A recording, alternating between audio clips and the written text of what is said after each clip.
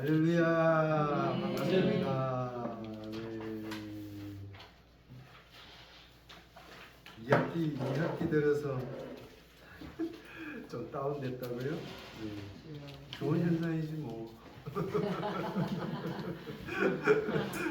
더 성숙해서 푹 익어갖고 예배로 돌아올 줄 믿습니다. 성숙해서 익을 때 항상 어려움과 고통과 아픔이 따르기 마련인데 뭐 인생 살면서 빨리 아프면 빨리 살아요. 겸손하라. 그렇지요. 감사합니다. 함께 오늘 나누실 말씀은 마태복음 19장 25절로부터 30절까지 말씀입니다. 마태복음 19장 25절로 30절까지 말씀 함께 교독하도록 하겠습니다. 제자들이 듣고 심히 놀라 가로되 그런즉 누가 구원을 얻을 수 있으리까? 예수께서 그를 보시며 이르시되 사람으로는 할 수 없으나 하나님으로서는 다 하실 수 있습니다. 이에 베드로가 대답하여 가로되 보소서 우리가 모든 것을 버리고 주를 쫓아사오니 그런즉 우리가 무엇을 얻으리까? 예수께서 이르시되 내가 진실로 너희에게 이르노니 세상이 새롭게 되어 인자가 자기 영광의 보좌에 앉을 때에 나를 따르는 너희도 12보좌에 앉아 이스라엘 12지파를 심판하리라. 또 내 이름을 위하여 집이나 형제나 자매나 부모나 자식이나 전토를 벌인 자마다 여러 배를 받고 또 영생을 상속하리라. 그러나 먼저 된 자로서 나중되고 나중된 자로서 먼저 될 자가 많으니라. 아멘. 기도하시겠습니다. 할렐루야. 하나님 아버지 고맙고 감사합니다. 사랑합니다. 아버지 우리를 만드시고 보내주시고 생명 주시고 살려주셔서 구원하시고 하나님의 구원의 도를 이루고 갈 수 있도록 교회로 공동체로 가정으로 직장으로 우리가 이 광야의 삶을 살도록 주님 허락하심에 감사합니다. 많은 사람들과 달리 우리가 이 땅에 살아가는 목적을 주를 경외하며 주님의 뜻대로 살아가는 것을 우리의 삶의 가치로 여기게 하여 주시니 고맙습니다.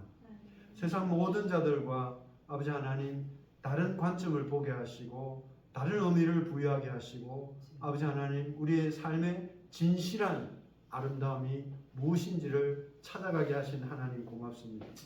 그 하나님의 뜻을 따라갈 때 예수님과 동행하지 않고 성령 충만하지 않으면 모든 것이 헛되며 시시탐탐 악한 것이 우는 사자처럼 우리를 덮치고 가까이에 언제나 같이 따라오고 있습니다. 주님, 우리가 잠시 눈을 돌릴 때 언제 달려들지 모르고 잡아먹히면 돌아오기가 쉽지 않은 세상이 되었습니다. 주님, 오늘도 주님께서 이 아름다운 공동체 속에 같은 마음과 같은 사랑하는 자들이 주님 사랑으로 이렇게 모여서 하나님을 경배합니다. 무릎 꿇고 주님이 최고임을, 주님이 대장이심을, 모든 것을 다 하시는 전지전능하신 창조주 하나님을 고백합니다. 우리가 하나님의 아들, 딸로서 당연히 누리고 또 우리가 갖추어야 할 삶을 아버지 보게 하여 주시옵소서. 깨닫게 하시고 진리게 하시고 돌이키게 하시고 새롭게 관점을 바꾸는 어른과 어린이와 우리 청소년들이 되어서 아버지 이 동산에 아버지 많은 새로운 생명들 아름다운 저 어린 것들의 가슴에 예수의 아름다운 심장을 이식하는데 우리가 쓰임받는 주님의 동역자 되게 하옵소서. 오늘도 아버지 죄인이 있었습니다. 아버지 무너지고 흔들리고 아버지 하나님 후회하고 매일 회개하고 하나님 앞에 부끄러운 자, 낮은 자, 교만한 자 주님 앞에 섰사오니 주여 주님께서 말씀하옵시고 저들을 붙들어 주시옵소서. 제 모습이 나타나지 않게 하옵시고 오로지 하나님만 영광 받는 예수님이 함께 하시는 아름다운 성령 충만의 시간이 되기를 간절히 원하옵고 예수님 이름으로 기도드립니다.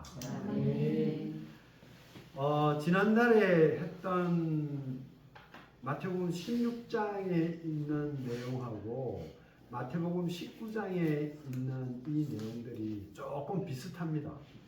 예수님이 제자들을 질책하고 제자들이 헛다리 짚는 그런 광경인데 주제가 약간 달라요. 주제가. 그래서 지난달에는 제목이 제자와 예수님 그랬고, 오늘은 제목이 예수님과 제자들이래요. 뭐 그 말이에요. 그 말인데, 16장의 제자들은 어떤 제자들이었냐 하면은, 예수님께서 이제 갈릴리의 사역을 하시면서 오병이어의 역사가 있었어요. 그게 마태복음 14장에 그런 일이 있었고, 그 다음에 마태복음 14장에 예수님이 갈릴리 호숫가에, 폭풍 치는 호수에서 물 위로 걸으신 그런 이적이 있었어요. 그리고 귀신도 쫓고 병도 많이 고치고, 그 다음에 칠병이어의 역사가 또 있었어요. 그 오병이어는 5,000명의 남자 사람, 5,000명이니까 여자분들하고 같이 아이들하고 따라오면 한 2만 명 되는 사람들이 노천에서 언덕에서 다 5,000명 정도의 사람들이 부흥회를 뭐 3일 동안 했던가?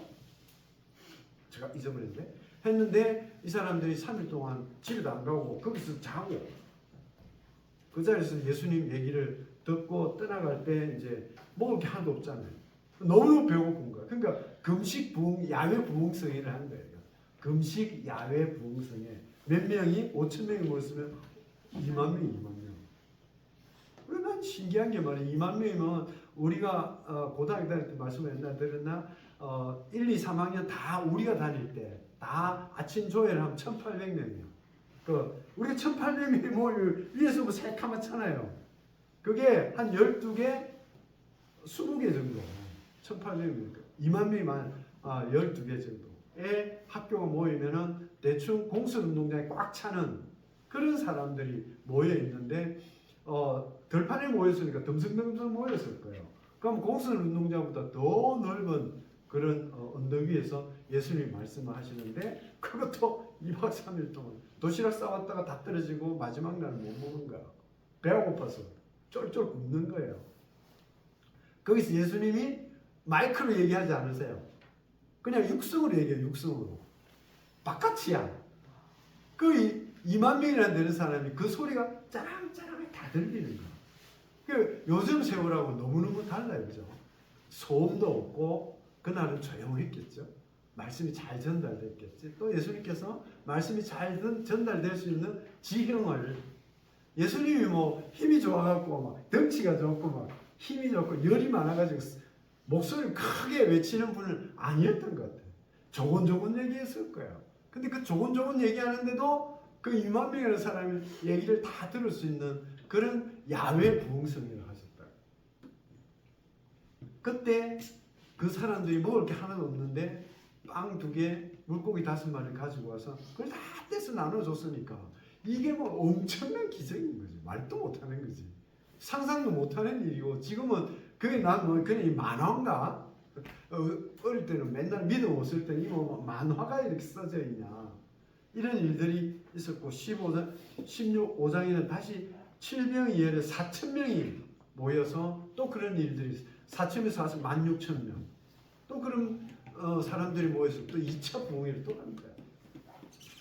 이런 사건들이 일어나니까 마태복음 16장 1절 4절에 보면 바리새인, 사두개인 이런 사람들이 어이 말이야, 얘기를 들어보니까 예수님은 정말 구세주 같은 그런 분이야. 그러니까 자꾸 와가지고 계속 당신이 하나님의 아들인 표적을 자꾸 보여달라니까, 내가 보여줄 표적, 니네들한테 보여줄 표적은 없다. 요나의 표적밖에 없다. 내가 요나 같은 그런 하나님의 아들로 온 것이라고 얘기를 할 때, 예수님이 이제 제자들한테 16장에서 물어요. 니네들은 도대체, 제사장들은 나를 도대체 구세주로 하나님 아들로 안 믿으니까 자꾸 와가지고 하나님의 아들이라는, 당신이 하나님이라는 그 표적을 자꾸 보여달라 그러니까 예수님이 제자들한테 물어보는 거예요. 제자들한테 너희들은 나를 뭐라고 하느냐 하니까, 베드로가 뭐라 그랬어요? 하나님은 구세주시고 하나님의 아들이고 우리 구세주라고. 그래서 익두스 고백을 하죠. 익두스는 예수 그리스도는 구세주이시고 하나님의 아들이라는 고백을 하는 게 익두스죠. 그죠? 그 고백을 베드로가 하는 거예요. 그러니까 예수님이 뭐라 그래요? 너 정말로 니네들이 여태까지 말이야 나를 따라다니는 이유를 내가 뻔히 아는데 내가 구세주처럼 이적을 베풀고 세상의 권세를 가지고 오니까 너희들이 한 자리 하려고 나 따라온다는 게 예수님 다 알아. 제자들이 12제자가 따라와도 다 알고 있는데 베드로가 그 고백을 하니까 예수님이 완전 감동을 잡수시고 베드로에게 네가 교회의 초석이 될 거라고 베드로에게 얘기를 하고 난 뒤에 예수님이 이제 이렇게 갈릴리에서 사역이 이 정도 충분히 됐으니까 예루살렘에 올라가서 이제 진짜로 제사장들과 예루살렘에 있는 사람들에게 복음을 전해야겠다 하고 제자들에게 얘기를 했습니다. 그래서 16장에서 제자들에게 그렇게 얘기를 했어요. 내가 예루살렘에 올라가면 고난을 당해서 제사장들이 나를 죽일 거야. 그럼 나 죽을 거거든. 죽는데 말이야 내가 다시 살아난단다. 너희들은 내가 그런 일이 있을 거니까 나를 위해서 기도해달라고 이렇게 부탁을 하니까 베드로가 뭐라 그랬어요? 결코 그럴 수 없습니다. 당신에게는 스승님에게는 절대로 그런 일이 일어나지 않습니다 하고 뭐라 그랬어요? 좀 전에 베드로가 정말로 하나님은 구세주고 예수님은 하나님의 아들이라고 고백을 한 그 신앙이 있어서 너가 교회의 초석이 될 거라고 예수님이 베드로를 축복했는데 베드로가 예수님이 예루살렘에 올라가 죽겠다 그러니까 금방 죽으면 안 된다 그런 거죠. 그러니까 예수님이 이래갖고는 니네들이 나를 따라올 수 없다. 절대로 제자가 될 수 없다 하고 지난달에 함께 나누었던 예수님의 제자가 되기 위한 조건이 일단 자기를 부인하고 또 자기 십자가를 지고 그 다음에 예수님과 동행하며 예수님을 쫓아 따라오는 예수님 앞에 가고 우리가 뒤에 서서 예수님을 따라가는 그런 동행을 하는 그런 삶을 살아야 진정한 예수님의 제자라고 우리가 지난달에 배웠어요. 그리고 나서 마태복음 19장에 이제까지 온 거예요. 그래서 이제 예루살렘에 올라가서 전하는 거예요. 16장에서도 예수님이 그렇게 살면은 그럼 우리는 도대체 어떻게 이 땅에서 살 거냐 이러니까 예수님께서 그렇게 목숨을 살고자 하는 자 죽을 거고 죽으려고 나를 위해서 죽으려고 한 자는 살 거다. 그러면은 어떤 이 보상이 있느냐 하면은 예수님이 이 땅에 오셨을 때 너희들이 영생의 복을 누리고 또 영원히 구원을 받아서 살아갈 거라고 이제 그런 얘기를 했어요. 그래서 이제 그렇게 하고 예루살렘에 올라가서도 다시 예수님께서 여러 가지 치유 사역들을 많이 해요. 많이 하고 병도 고치고 또 19장에 보면은 우리가 결혼을 하면은 헤어지면 안 된다. 하나님이 이루어진 몸을 우리가 사람이 갈라서게 하면 안 된다. 어린이도 안수하고 어린이들이 와야 천국은 어린이 같은 마음이 있어야 그런 순수한 마음이라 천국을 간다. 이런 어른들의 경고를 하고 하니까 고민 많은 부자 청년 관원이 있었어요. 그 부자 청년이 예수님한테 물어보는 거예요. 내가 구원을 받고 싶은데 내가 열심으로 노력해서 돈도 많아지고 또 관직도 듣고 청년이 그런데 계속 마음이 행복하고 또는 기쁨이 있거나 만족스럽거나 하지 못하고 계속 끄급한겨 뭐가 이상하고 안 맞고 근데 예수님께서 오셔서 사역하시고 가르치고 하는 걸 들어보니까 제사장들이 얘기해 율법으로 이런 행위를 하라 구제를 하라 또 회당에 가서 매주일 가서 매 일요일마다 함께 말씀을 나누고 하나님 얘기를 듣고 아무 일도 안 하고 안식일을 열심히 지켜도 마음이 불편한 거예요. 평안함이 없는 거예요. 근데 예수님이 오셔서 말씀하시는 거 보면은 어린이 같아야 천국 간다 그러고 또 한번 결혼하면은 절대로 헤어지면 안 된다 그러고 참고 살아라 그러고 왜냐면 그때는 제사장이 이런 사람 자기가 마음에 안 들잖아요. 여인이 마음에 안 드는 아내가. 그러면은 이 여인을 꼬투리 잡아가지고 나에게 좀 불편하게 했다고. 나를 최대한으로 잘 보살피지 못한다고 글자를 하나 써갖고 사인을 해서 주고 그냥 이혼을 시키. 그리고 또 다른 일. 야, 이런 일이 비일비재하게 많이 일어나고. 근데 예수님께서 그러면 안 된다는 거죠. 마치 지금 같은 세상, 지금 또 교회 안에서도 그러죠. 아이고, 저 가지고 보니까 안 되겠다. 앵간한 물러서는 게 차라리 낫겠다. 그래 평소에 어째 사노? 때려쳐라. 내라도 이혼하는 게 좋겠다. 그렇게 권면하는 목사님도 계세요. 장로님도 그래. 아이고, 권사님들도 아이고, 그렇게. 그거 있잖아. 이혼 숙녀하는 프로그램. 거기 나오면 개차만. 엉망진창이잖아. 다들 그러지 보면서. 11시 되고서 아이고, 저라면 이혼해. 차라리 안 사는 게 낫겠다. 근데 한 명이 나왔는데 이 뭐라 그래, 이거 자기 화를 잘 못 찾는 젊은이가 나왔었디다. 막 뻑하면 이렇게 집 던지고. 근데 보니까 옛날에 나하고 똑같더라고. 말 못하겠더라고. 근데 옛날에 그랬으면 지금 30년, 40년 전에는 그랬지만 지금 만약에 그렇게 하면은 못 산다고 다 도망가. 그만두라 그랬지.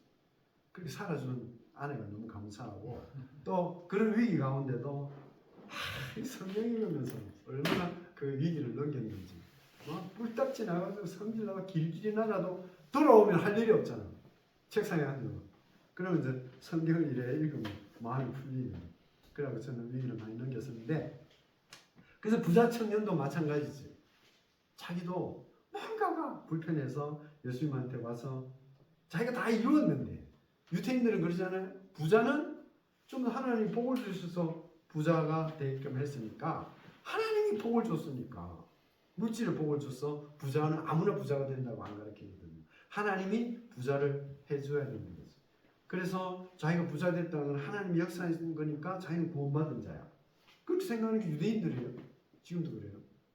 그러나 구약 성경에 있는 아브라함이 부자이고 그 밑에 있는 사람들이 다 자손들이 부자였던 것은 그 족속들을 다 먹여 살리고, 아브라함만 하더라도 자기가 데리고 있던 그 장정들이 300명이 있었잖아요. 그런 사람들이 300명이면은 아이들까지 아내까지 다 치면 또 3, 4, 12, 1200명이 자기 울타리 속에 사는겨. 1200명을 다 먹여 살려면 보통 부자 갖고는 안 되죠. 하나님이 그런 그 족을 자기의 가족들과 그 커뮤니티를 먹여 살리게끔 아브라함에게 복을 주셔서 부자가 되는 거예요. 그러니까 부자의 책임을 다 하는 거지. 부자의 책임을 다 하고 남을 먹이 살리고 공동체를 끌어가고 그런 사람에게는 하나님이 복을 주니까, 공동체에게 유익을 끼치지 않고 자기만 먹고 산다면서 부자가 된 사람은 하나님이 부자가 되게끔 한 건 아니란 말이에요. 그래서 이 부자가 와서 예수님에게 다 어떻게 하면 구원을 얻겠느냐 하니까 계명을 다 지켜라. 이 계명을 다 지킨 거지. 계명을 그렇게 다 지키니까 그 친구를 들어서 관직을 준 거예요. 그래도 자기는 구원의 기쁨을 못 누리는 거야. 그러니까 예수님한테 물어봐서 뭐 해야겠다. 이거 다 지켰다 그러니까 예수님이 네 것 다 팔아서 나눠라 그래요. 네가 가지고 있는 거, 네가 그 물질로 내 가치를 지키고 그것으로 너가 하나님 앞에 사명을 다했다고 생각을 하고 구원받았다고 생각하면은 그 물질이 너를 불행하게 하니까 그 가지고 있는 걸 다 팔아서, 마태복음은 팔아서 주라 그러고, 복음서에 가장 먼저 쓴 마가복음에는 다 팔아줘요. 다 팔아. 부자 보고, 부자 청년 보고, 부자는 모든 걸 다 가지는데 구원도 가지고 있어요. 자기가 물질을 가진 것처럼. 그렇게 예수님에게 어떻게 구원을 얻겠냐고 물어보는 자에게는 예수님께서 네 가지고 있는 그것 때문에 구원을 못 받는다. 네가 갖고 있는 거 다 팔아 남 줘라. 그래야 천국에 들어갈 수 있다. 그렇게 하니까 25절에 제자들이 이제 놀라는 거예요. 제자들이 심히 놀랬다는 거죠. 25절에 제자들이 그 예수님께서 청년 보고 다 팔아서 구제하고 나를 따라오면 네가 이제 구원을 받을 거라고 얘기하니까 그 청년이 그 말 때문에 심히 근심해서 떠나버렸다 그랬거든. 예수님 못 따라가겠다는. 왜? 자기가 다 없애버리는 게 이상하다고 생각한 건지 아니면 그게 너무 귀하다고 생각했는지. 그 떠나고 나니까 제자들이 예수님에게 물어보는 거야. 깜짝 놀랐대요. 심히 놀랬대. 25절에 듣고 예수님이 하시는 이 말씀을 듣고 몹시 놀랐다고 이 성경에 되어 있지만 이 앞에 성경에는 심히 놀랬다. 놀래도 그냥 놀란 게 아니야. 어이 뭐라고요? 이렇게 놀라는 거야. 제자들이. 그 따라온 제자들은 자기네들 하나도 없어요. 그 베드로하고 그 어부들은 자기가 생활 도구 다 집어 던졌고 마태도 세리가 돈을 얼마나 잘 벌어. 끝내주는 자리거든. 보직. 그리고 이 직장이 돈을 너무너무 잘 주는 직장이야. 세리보다 더 많이 돈 버는 직장은 그때나 지금이나 없는 것 같아. 내 친구도 9급, 8급, 7급 공무원, 마지막에 겨우 7급 세무공무원을 관뒀거든. 아니야. 나중에 7급 공무원 진급하라니까 안 하대. 그냥 8급으로 계속 있겠대. 그래서 퇴직하기 뭐 1년 전이니까 울며 계좌 놓고 7급 하더라고. 그래야 퇴직한 사람인데, 와, 상상이 안 돼. 애들마다 대전에 아파트 얼마나 비싸. 나는 내는 다 합들이 맞춰도 그 아파트 반값도 안 돼, 나는. 근데 자식들마다 그 아파트 다 사주더만. 돈이 어디서 나는지 몰라. 지금이나 그때나 세리는 끝내주는 자리예요. 근데 마태는 그 집 던지고 예수님 따라왔거든. 왜 집을 던졌을까? 왜 그 사람들이 그 배, 그물, 어부들은 배와 그물이 뭐 모든 자기 생활 그 방편 전부예요. 그걸 왜 집을 던지고 따라왔을까? 예수님 따라다니면은 그것들을 다 보상받을 거라고 생각해요. 여전히 유태인의 마음으로. 저분이 구세주니까 하나님이란 말이야. 하나님을 따라 살면은 유대인들은 전부 부자가 된다고 생각해요. 유대인들은. 그런 삶을 살았던 사람이니까 지금 내가 하나도 없지만 주님께서 이 땅을 진짜 실권을 쥐고 통치를 하면은 저기 있는 세상의 물질은 자동으로 오는 거라고 굳게 믿고 지금까지 따라왔단 말이에요. 그때 부자는 낙타가 바늘 속에 들어가는 것보다 천국 가는 게 더 어렵다고 얘기를 하니까 제자들이 정말 놀란 거. 뭐라고요? 예수님 따라하는 게 다 꽝이네? 말도 안 되는 소리 하십니까? 이렇게 얘기를 하는 거예요.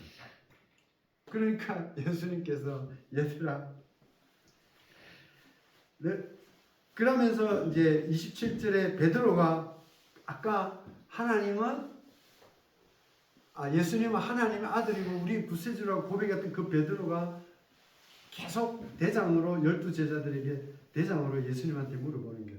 27절에 베드로가 대답하여 이르되 보소서 우리가 모든 것을 다 버리고 그 청년처럼 다 버리고 청년은 그걸 다 버리지 않았기 때문에 안 따라오는 거지. 근데 자기네들은 이미 다 버리고 온 거지.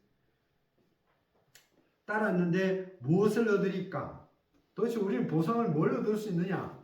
하니까 이때 물어볼 때도 뭘 때 물어봤겠어요? 우리가 다 버렸는데 어떤 보상을 받겠습니까? 물질 보상을 어떻게 받겠습니까? 물어본 거예요.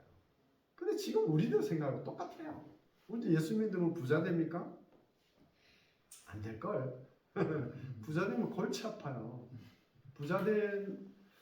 부자가 예수 믿는 케이스를 보기는 정말 어렵다. 그러나 폭망한 부자들은 회개를 너무너무 많이 한다. 그러니까 폭망한 부자가 훨씬 예수 믿기가 쉽다 하는 게 지금 일반 목회하신 분들이 다 하시는 말씀이에요.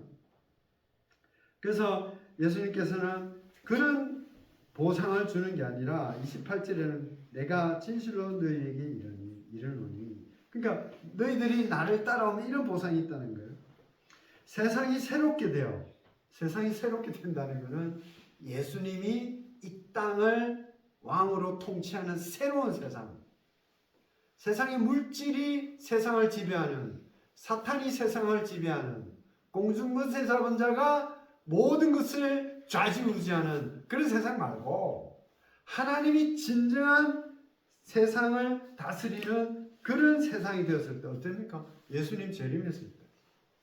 예수님 재림에서 오시면, 이때는 예수 재림에 대해서 완벽하게 얘기를 안 하실 때, 나중에 이제 부활하시고 막 이때 완벽하게 다시 얘기를 하시는데, 그때 그런 세상이 올 거다. 그때 오면은 너희들이 예수님이 이 땅에 내가 와서 영광의 보좌에 앉을 때 너희들도 12보좌에 같이 앉아서 그때 예수를 따르지 않았던 믿지 않는 12지파들을 다 심판을 하는데 동참할 거다. 이런 얘기를 해요. 그리고 이거는 이제 영적 복을 이렇게 받을 거라 그랬고, 9절에 또 내 이름을 위하여 집이나 형제나 자매나 부모나 자식이나 전토를 벌인 자마다 여러 배를 받고 또 영생을 상속하리라, 이런 얘기를 하세요. 그래서 여기서는 여러 배를 받는다고 되어 있지 않아요. 근데 마가복음인가? 아니, 누가복음을 보면은 100배나 받는다. 복을 100배나 받는다. 그리고 누가복음은 여기서는 내 이름을 위하여 집이나 형제나 자매나 부모나 자식이나 전토를 벌인 자라 그랬는데, 다른 성경에 보면 아내도 버리는 자, 아내도 같이 포함돼요. 그러면 남편을 버리는 자, 주를 위해서 남편도 버릴 수 있다는 거예요. 누가 그랬어요? 베드로가 주를 위해서 아내도 버렸죠. 베드로의 장모가 있었으니까 아내도 그냥 버리고, 예수님 때문에 그 아내가 미워서 도망온 게 아니라 그런 자에게는 몇 배나 더 복을 받겠다, 이런 얘기를 해요. 그래서 이게 보니까, 그래서 저도 어릴 때 계속 이 성경을 읽을 때, 전토를 벌였으니까 전토를 몇 배를 주는갑다. 내가 내 재산을 이만큼 벌였으면 이 재산에 이만큼을 주는갑다. 100배나 준대. 100배의 여러분 복을 받으면 어떻게 되면 세계 최고 같아요. 세계 최고. 100배의 복을 받으면요, 세계 최고의 사람이 되는 게 100배나 받는 거예요. 그런 줄로 알았는데, 뒤에 보면은 그래 받고 또 영생을 상속하리라, 이렇게 말씀을 하세요. 그래서 이게 보니까 이 땅에서 이게, 그리고 다른 성경에 보면 이러한 상황들을 너희들이 다 볼 수 있을 거라 그랬고 했는데, 이게 무슨 말씀이냐 하고 고민을 해서 제가 공부를 많이 해보니까, 28절은 우리가 마지막 때에 예수님과 구원을 받는다고 하고 영원히 산다는 것, 29절은 우리가 내가 가지고 있는 집이나 형제나 자매를 떠나 부모 자식을 다 떠나서 예수님을 찾아가는 것은, 우리가 그를 떠나서 가면은 이 제자들은 어땠어요? 사도행전에 보면은 예수님이 이 땅에 오셔서 승천하고 난 뒤에 예수님이 부활하신 것을 보시고 제자들은 믿음이 강해져서 정말 이 땅 끝까지 가서 복음 전하는 일을 해서 많은 교회들을 개척을 하고 많은 생명들을 살려내니까, 그 교회 공동체 속에서 교회가 많아지고 형제와 자매가 많아지고 또 우리가 사역의 지경, 공동체의 영역, 전토가 100배나 넓어지는 복을 받는다. 그래서 예수님은 본인께서도 이 땅에 와서 공생애를 살고 떠나는 3년 33살까지 재산을 하나도 보고지 않은, 전셋집도 없는, 마차도 없는, 나귀 한 마리도 가지고 있지 않은 그런 무소유의 하나님의 아들이었거든요. 그러니까 스승이 그런 삶을 살고 갔으니까 제자들도 그 스승을 따라가면 그런 삶을 사는 거예요. 근데 왜 그리스도인들 중에 왕부자들이 많은가? 왕부자가 많은 것은 아브라함이 자기 밑에 있는 1000명의 식솔들 커뮤니티를 공동체를 먹여 살리고 그들을 하나님의 나라로 데려가고 인도해 나가는데 필요한 물질들이 있기 때문에 가장 정직하고 하나님 뜻대로 따르는 아브라함에게 그 물질을 허락했고 그 물질도 아브라함이 자기만 먹고 살고 띵까띵까 하는데 쓰는 것이 아니라 그 식솔들에게 다 먹여 살리는 공동체의 재산을 쓴 거예요.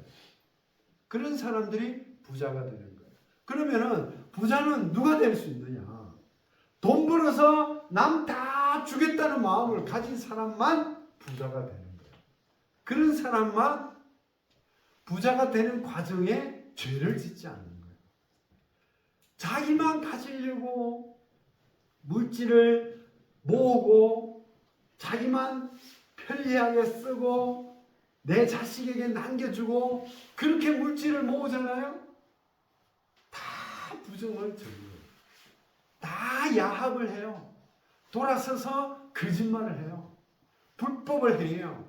그래서 부자된 사람들이 대부분 여러분 정말로 그리스도인들이 기업을 하면서 죄를 짓지 않기가 얼마나 어려운지. 기업인들은 매일 저녁 주님 앞에 미안하다고 잘못했다고 회개를 할 거예요. 그거를 해보지 그런 식으로 기업 경영을 제대로 하나님 뜻대로 해보겠다고 선언하신 분이 이랜드의 박성수 사장님이셨는가? 박성수 장로님이 그분이 그렇게 해서 이랜드를 만들고 했잖아요. 결국은 망했어요. 없어졌어요. 한 10년, 20년을 하시는 것 같으면 결국 못 버티더라고. 그러니까 폭이 있다는 지금 세월은. 얼마 전에 20년, 30년 전만 해도 그것이 가능한 세상이었어. 이제는 너무 종말이 와서 불가능한 세상이 된 거예요. 모든 부자는 쉽지 않은 그런 삶을 사니까 예수님께서는 그렇게 살아서 부자가 되면은 천국을 못 가는 거예요. 왜? 그 과정 속에서 죄를 지을 수밖에 없으니까.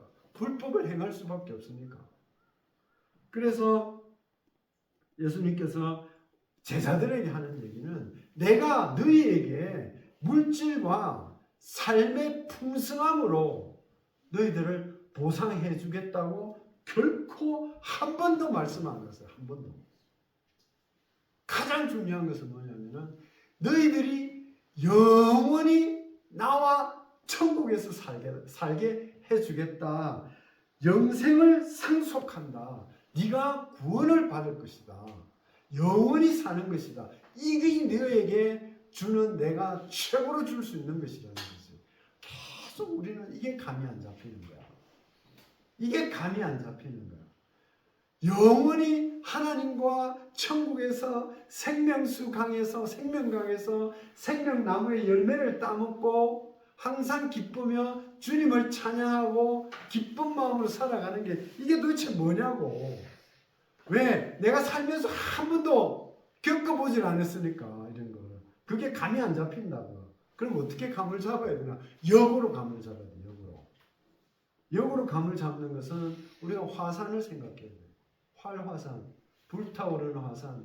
화산에 용암 봤어요?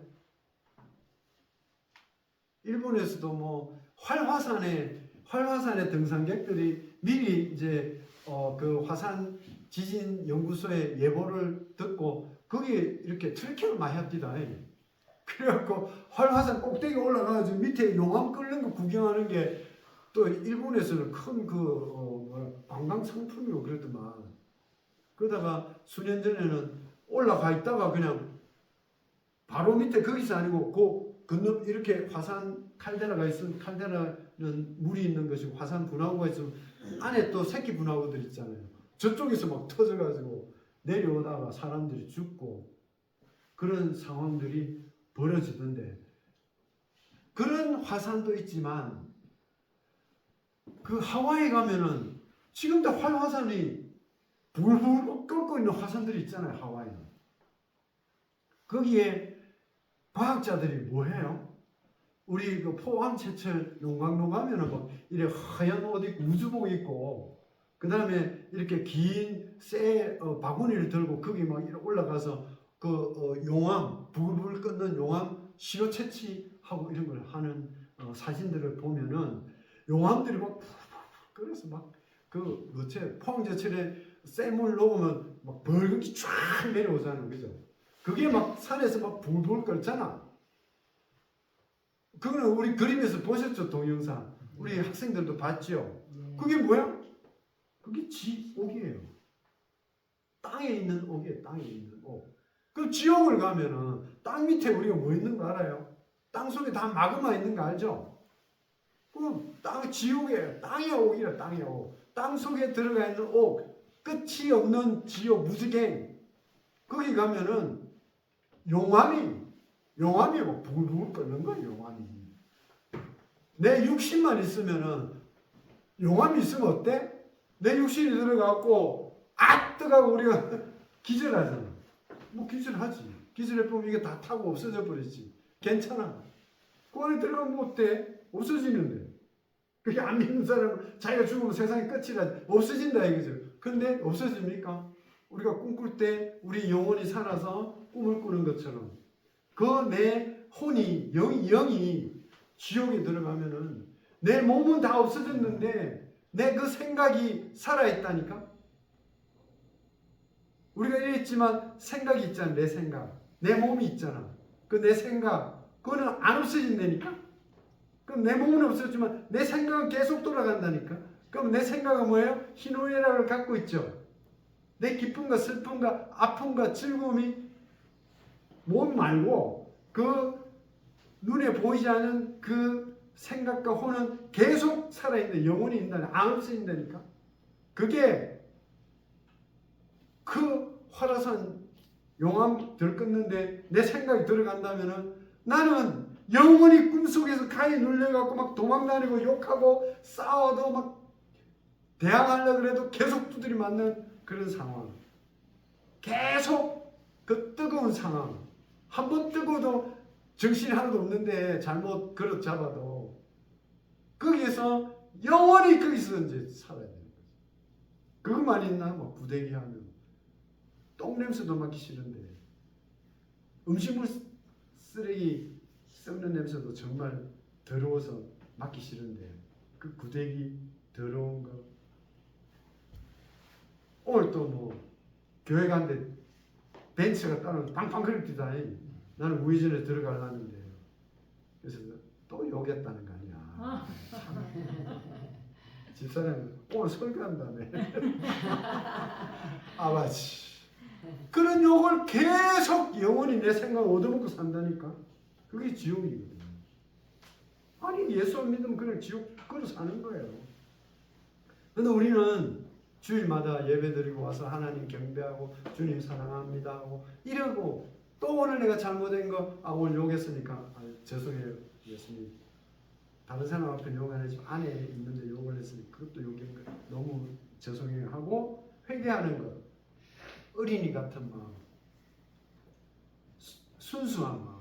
그런 사람들은 그게 용암 속에 포항제철 용광로 속에 안 들어간다는 거지. 그러니까 하나님 뜻대로 주님 뜻대로 제자의 삶을 살면은 기쁘고 아름다운 이 좋은 동명 언덕 공간에 같은 이런 안락한 분위기에서 영원히 살 텐데 예수님 뜻대로 살지 않으면은 포항제철 용광로에서 영원히 살아야 돼요. 그러니까 우리가 구원받는다는 것이 상대적으로 거꾸로 생각하면 얼마나 기쁜 일인지.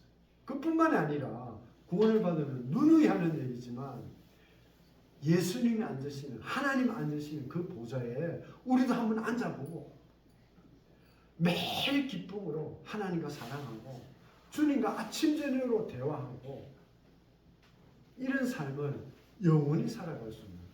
그 우리는 예수님의 제자로 전도받고 예수님의 제자가 되고 예수님의 삶으로 살아가는 것 아닙니까?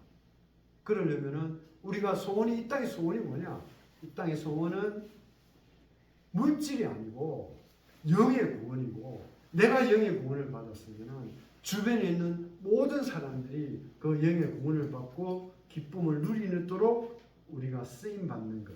그것이 이 땅에 살아가는 가장 큰 복이고 목적이고 우리의 이념이에요. 그래야 지금 마지막 시대에 말도 안 되는 일들이 많이 벌어지는 이 세상에서 우리가 살아남을 수 있다.